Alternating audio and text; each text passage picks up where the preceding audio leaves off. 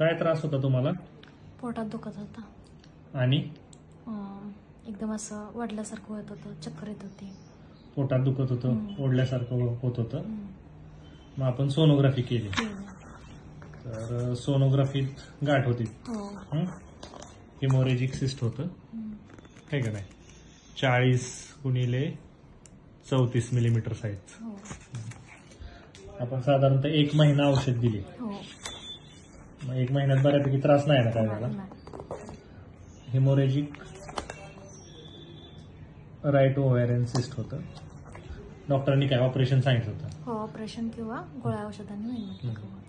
आता आपण 1 महिन्यानं सोनोग्राफी केली तर सोनोग्राफी नॉर्मल आहे, बरोबर आहे ना? या औषधाने तुमची गाठ बऱ्यापैकी पूर्ण कमी झाली.